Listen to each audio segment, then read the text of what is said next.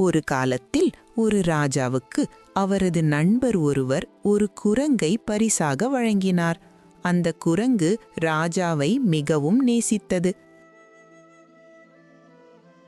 ஒரு நாள் ராஜா அரண்மனை தோட்டத்தில் நடைபயிற்சி செய்து கொண்டிருந்தார். குரங்கும் அவருடன் சென்றது. அப்போது பாதையில் புதர்களுக்குள் ஒரு பாம்பு மறைந்திருப்பதை குரங்கு கவனித்தது.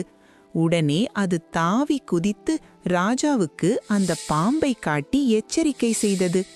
பாம்பு ராஜாவை கடிப்பதற்கு முன்பே குரங்கு தைரியமாக பாம்புடன் போராடி அதை கொன்றது. சரியான நேரத்தில் ராஜா பாம்பு கடியிலிருந்து தப்பித்தார்.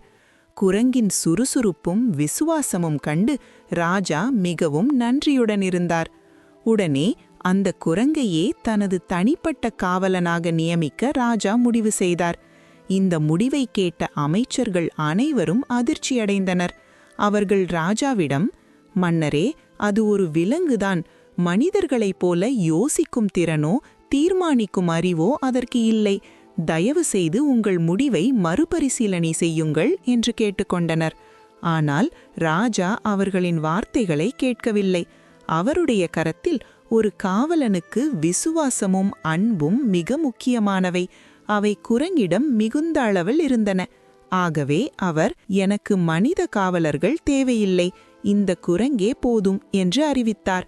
அந்த நாளிலிருந்து ராஜா எங்கு சென்றாலும் குரங்கு அவரை விட்டு விலகவே இல்லை.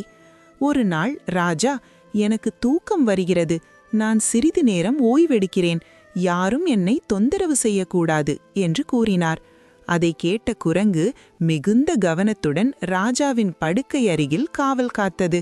அப்போது ஒரு ஈ வந்து ராஜாவின் காதருகே சத்தமிட்டு பறந்து அவரை தொந்தரவு செய்தது. குரங்கு அந்த ஈயை விரட்டியது. சிறிது நேரத்திற்கு பிறகு அந்த ஈ மீண்டும் வந்து சுற்றி கொண்டே இருந்தது. குரங்கு பொறுமையை இழந்து அந்த ஈக்கு ஒரு பாடம் கற்பிக்க வேண்டும் என்று முடிவு செய்தது. அது ராஜாவின் வாளை எடுத்துக்கொண்டு, ஈ மீண்டும் வந்தால் ஒரே அடியில் 2ஆக வெட்டிவிட வேண்டும் என்று தீர்மானித்தது. வாளை கையில் வைத்துக்கொண்டு காத்திருந்த குரங்கு ராஜா எதையும் அறியாமல் அமைதியாக உறங்கிக் கொண்டிருந்ததை கவனிக்கவில்லை. சிறிது நேரத்தில் ஈ மீண்டும் வந்து ராஜாவின் கழுத்தின் மீது அமர்ந்தது. உடனே தயார் நிலையிலிருந்த குரங்கு வாளை வீசி அடித்தது. ஆனால் அந்த ஈ தப்பித்து விட்டது. துரதிர்ஷ்டவசமாக அந்த அடியில் ராஜாவின் தலைக்கு காயம் ஏற்பட்டது. இவ்வாறு ராஜா தனது சொந்த காவலனாலேயே உயிரிழந்தார். இந்த செய்தியால் அந்த நாட்டின் மக்கள் மற்றும் அமைச்சர்கள் அனைவரும் ஆழ்ந்த துயரில் மூழ்கினர்.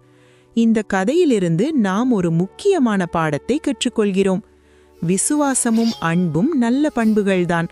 ஆனால் அவற்றுடன் சேர்ந்து யோசிக்கும் அறிவும் சரியான முடிவெடுக்கும் திறனும் அவசியம். அறிவில்லாமல் யோசிக்காமல் செய்யப்படும் செயல் நல்ல எண்ணத்தில் இருந்தாலும் பெரும் தீமையை ஏற்படுத்தக்கூடும்.